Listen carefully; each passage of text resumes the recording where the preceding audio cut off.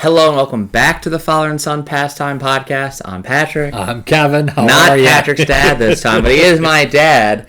Dad, I've switched leagues, literally and figuratively here, that we are changing to the NL in our little offseason outlook. We're starting with the NL East.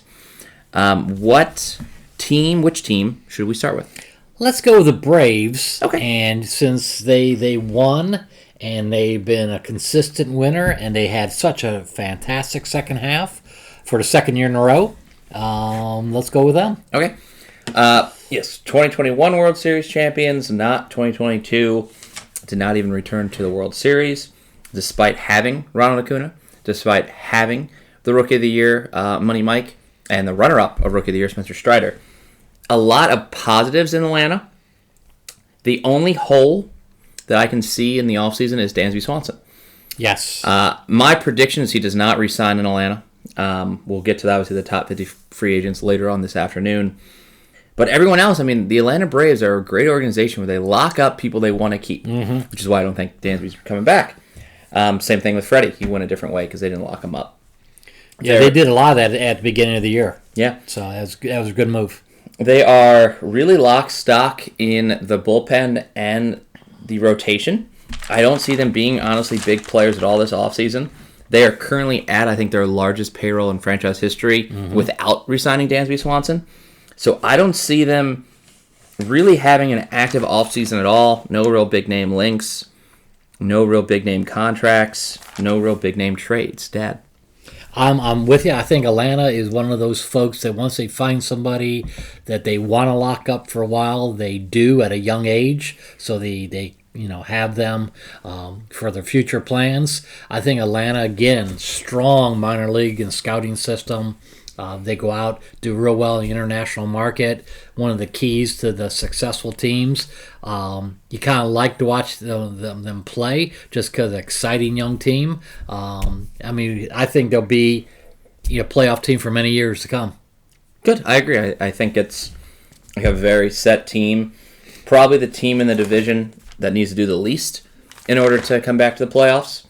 What they do at the trade deadline will interest me more than what they do at the offseason. Yeah, good time to be a Braves fan. Dad, next team. Let's talk about the Phillies. All right, the Go ahead. Surprise Phillies, right? I was just about to say that. Keep talking. Unbelievable. You know what was so fun about the Phillies? Everybody made fun of them at the beginning of the year. Softball team, can't play defense. I think that's what you said. I did say that. I think that was a direct quote from a podcast. And many of the experts said the same thing. The softball team was, I think, my quote. But along the way, I thought they had a strong trading deadline. Picked up some key pieces. Very good at, got a good center fielder. Enhanced their bullpen. And then all of a sudden, Harper gets hurt. He misses a good bit of the season. Comes back, and he seems to get hot the last 2 weeks of the year and into the playoffs. Kind of like what Schwarber did with the Cubs, back in 2016. It just kind of fell together for him. The last team to get into the playoffs, from that, Atlanta did that the year before. So the Phillies are an exciting team. I think they have some pieces in the bullpen, have some pitchers in the starting rotation. They really look like a strong team going into the next year. I think they'll be active in the free agent market. Just to get those pieces, I think they'll land a couple of the big names. I think the future in Philadelphia is very, very bright. I kind of like that team. And again, Castellanos didn't have a great year, but he may rebound. Schwarber did a great job. Just a fun team to watch, and I think they'll be right there. They're a playoff team again. Yeah, the Phillies are losing more pieces with less big name to it. So obviously the Braves were losing Dansby, but then Adam Duvall, Darren O'Day, Kenley Jansen, but they still have a strong bullpen, so it doesn't feel like that big of a loss. And they have outfielders on outfielders. The Phillies, however, are losing a lot of starters. Noah Syndergaard, which is a great midseason acquisition. Kyle Gibson. Zach Eflin was somewhere between all of that. He started some games last year. He was a reliever, even did some closing in the playoffs. Corey Knebel, David Robertson, Brad Hand, and Juan Segura. Yeah, they're going to miss the bullpen piece of that. And they still have Alvarado and Dominguez, and there's still a couple returning names there. But yes, a team that gets this far, obviously, in the World Series, doesn't win it. If you want to replicate your success, you're going to have to spend even more money than you did this season, probably, because everyone in your division, maybe not everyone, but the Mets and the Braves are going to be spending a higher payroll. Mm-hmm. Their outfield seems set, Dad. Hopefully Harper, who had Tommy John. Right. Yeah. I know that it's all about throwing, and he didn't play any outfield, this year after his injury. Well, how will that affect his swing, and will he be back? What time during the season? It's got to heal, and I just don't know how to build up that strength and will it be, functional. It's also curious what they do with Bryson Stott. Yeah. Great, up-and-coming prospect. Is he a shortstop? Is he a second baseman? Right. Could you argue a third baseman? And then who do you sign in there? Does not seem like a Juan Segura reunion's happening. So who do you find a second baseman? Do you find a shortstop? Do you trade for somebody? Mm-hmm. And then if you put all of the money into that middle infielder, well, cool. Now you have Nolan Wheeler and then Ranger Suarez and then a drop-off. Yeah. Really, it would just be youth. Big drop-off.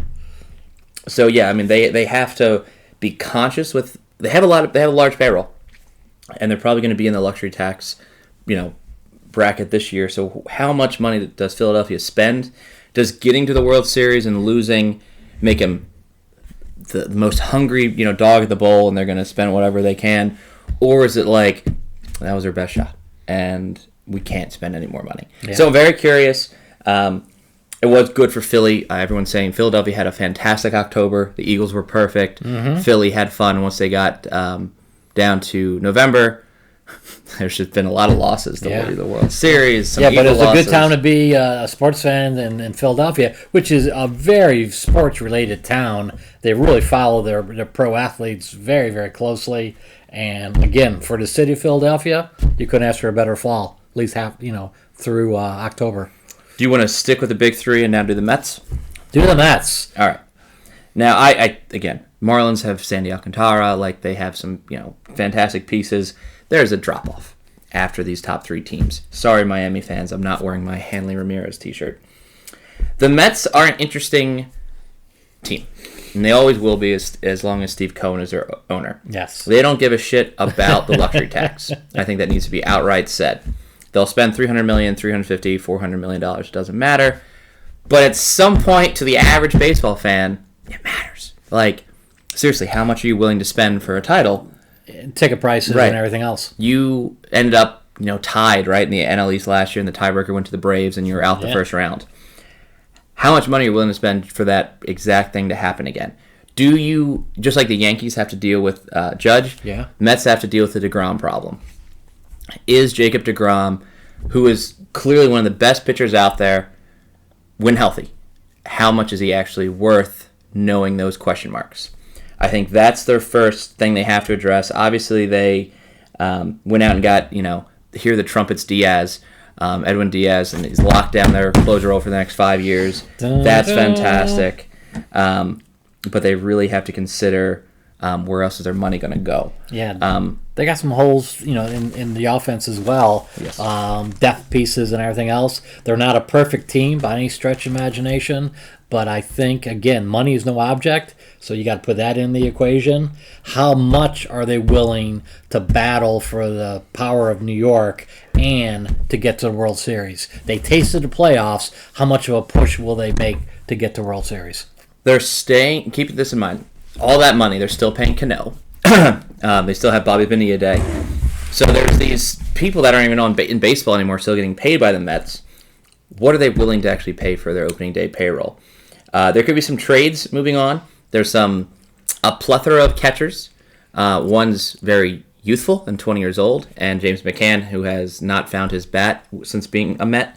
There's Brett Beatty and Eddie Escobar at third. Is that a platoon situation? Does one get traded? Does Starling Marte play center? Does he play right? Is there a Nimmo reunion? Is there not? Is Judge an option? just is the ultimate utility man Jeff McNeil a second baseman or an outfielder? So there's a lot of different directions they can go. I said they lost DeGrom, they lost Chris Bassett and Tyon Walker. That's a lot.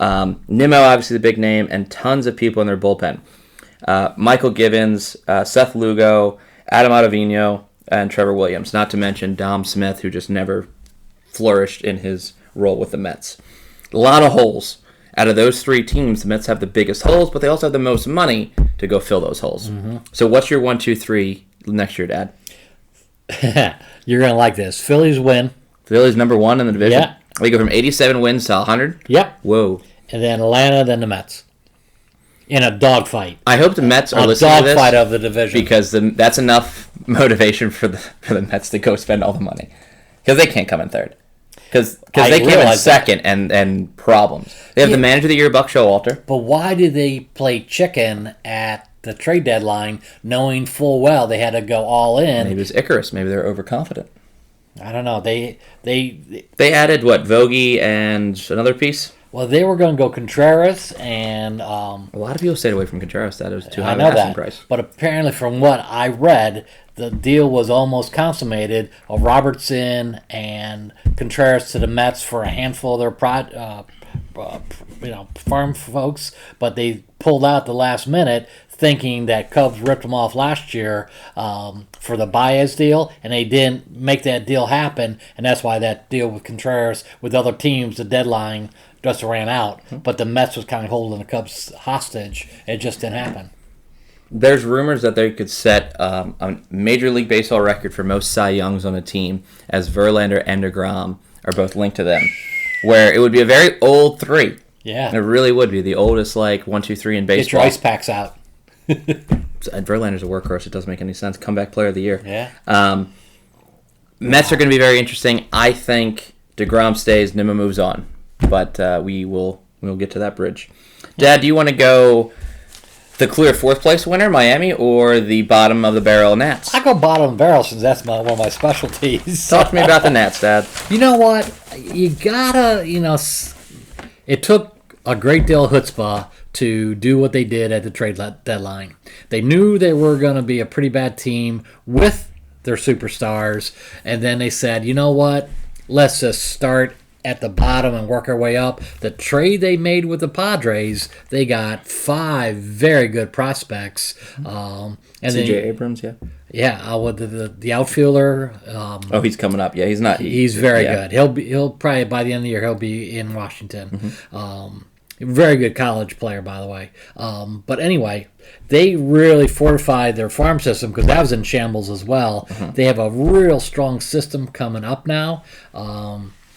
Washington will be bad again this year, but the following year you'll start seeing improvements, and they can build from that. And again, you made a great point earlier about that's for sale. The guy who owns it right now, he's Learners. They're waiting to make a huge profit, sell it, and then let the new owners kind of take it from there. But the selling price, I think, when they trade all their superstars, probably went down a little bit, so it might be a little more affordable for people. But again, it's always a conglomerate that buys, the franchise and everything else. Who knows who's going to buy that, but they can build it up and put new money into it. But Lerner didn't, and they knew they weren't going to afford these guys going forward. So they got, a nice trade, and they got the prospects. They'll still finish last next year, but you'll see, like the Orioles, how it's going to build and get better year after year. Well, I hope Hassett is the name I was talking about. I hope the yard sales are over in D.C., both literally and figuratively. They've had actual yard sales outside their stadium this offseason already. And they've had yard sales with the trades. And Juan Soto is, I know it's a family heirloom, but let's put it out the yard sale. I didn't understand the non-tendering of Voit. I thought tendering him a contract and trading him, or trying to trade him before the tender deadline, could have worked. He was the NL or the AL home run leader of the 2020 season. I know it's shortened, but he still has power. Strasburg may never come back. Corbin looks like a batting practice machine. And then you have youth after that. The bullpen is not set. There is no closer. You don't need a closer when you're losing by 10. That's very true. You're right, Dad. I mean, Nelson Cruz, they bought out his option. A bunch of other, like, I don't know, former glory pick names are on the losses. Joey Meneses is an interesting piece at first. C.J. Abrams could be obviously something at short. With the Tatis injury and issues in San Diego, I'm sure they don't regret getting Juan Soto, but they have to be like, God, like, we traded our shortstop star and thinking that Tatis was going to be our everyday guy, Right. and now he's suspended, and there's no guarantee that he plays shortstop the rest of his career. And what kind of shape will he be mentally and physically? Well, he's got to get a haircut first, So once that lovely tapeworm or whatever leaves his body, jackass. But anyway, I mean, yeah, they're going to have a fun team. I think if you think about the prospects they did receive from the Padres, you're like, they did their homework. And, I mean, the Padres, top 30 minor leaguers are now, down to really not great players. So, yeah, the Nats did what they could to get them. I think, they didn't have hardly any power towards the end. After the trade deadline, they had a hard time scoring runs, and their pitchers got shellacked. So it wasn't a good combination. Yep, dead last finish for the Nets. I don't have them linked to, I don't think, any top 50 free agent. Yeah, I don't think they're going to spend a whole lot. I think they're just going to build the farm system. Oh, I actually have one in the top 50 going to the Nets. And it's a wild pick, I'll be honest. And they got the number 1 draft pick. Good for them. So, they probably will again next year. Or yeah. 2. So they're very similar to the Orioles. That's how they got Strasburg and Harper. I mean, know it did that. work out. Yeah. All right, let's talk Miami, Dad. Miami, again, if there was a realignment of teams, like Miami Marlins are competitive in the NL Central. Just putting that out there. Yeah. They have Jazz Chisholm, when healthy, is probably one of the best second basemen in baseball. They clearly have the best pitcher in the National League who just won the unanimous Cy Young with Sandy Alcantara. And then they have Lopez, Rogers, Luzardo, Sixto Sanchez gets his act together. I mean, they have depth in pitching. Then obviously everyone talks about maybe they'll move a starter. Probably. They need a third baseman. They just, I think, non-tendered Anderson at third, Brian Anderson. There's been needs in the offseason. Needs of the outfield in the offseason. We'll see what that happens. Their first base isn't all that strong. But I don't know if they want to contend. They've been floundering for a while. So it's kind of like... And also Joey Wendell's off the team. He was, I think, really their only offseason loss with Anderson. They made a little trade, blah, blah, blah, blah, blah. I don't know. I just think that more moves need to happen, or otherwise, yes, they do look very stagnant in Miami. It's very hot. Can't be stagnant with humid water. Another good one. Yeah, I mean, when it's funny when teams visit these teams that are not good teams, they kind of go, okay, let's just win these games and get out of here and all that good stuff. And in both leagues, there's bottom dwellers that people are feasting on, and there's a top 8-10 teams in each league that kind of playing up to 500 and beyond, and then there's the second half. The equality of the major leagues is still not there. Like they didn't want parity in football. Well, there's no parity in baseball right now. This Marlins team has the ability to be good. They don't have the offense. And it's tough when you trade from your strength of pitching to get offense. You just become an average team, which is kind of who they are. Yeah. They're just an average team. And most of the trades they've had in the past, they've acquired pitching. Yes. Their 2022 record is 69-93. I think they'll do better, but not much. 72, 75 wins. Will Washington win more than 60 games? No. Interesting. No. Very interesting. They don't have any power, Dad. They don't have any talent. They have holes everywhere. I know that. Who's at third base? Who's at left field? Who's at right field? I hate Victor Robles for the just trade him for anything. I don't think he just is like another Michael Taylor. Just do something besides catch a ball. Cool. It's fun to watch the Lorenzo Canes and the Tyrone Taylors and the Jared Dysons play center field. But what happened to the strong, powerful hitting center fielders? That Jim Edmonds, Kenny Lofton. I mean, I know Kenny's not a power hitter, but you have the ability to hit 320. Add to the offense of the team. Yeah, be a good leadoff hitter. I just missed either the shortstop or the center fielder as leadoff hitters, and I don't see that much in today's game. Dad, that's the NL East. I'll go Braves, Philly. I'll go Braves, Mets, Phillies. Closer in record than this year. Marlins, Nats. Okay. I just think the Braves... The Phillies have too much holes. I go with the team that has the least amount of things to fix. That's the Braves. The Phillies will depend on Harper and his health. Yeah, and I think really how... Yes, they have just... Yeah. Braves are just, at this point in time, the best team in the East without Dansby even. So then it just becomes a battle. And I think, honestly, all three could easily go to the playoffs again. I agree. Yeah. All right, well, let's move on to the NL Central. I got my Pirates shirt ready.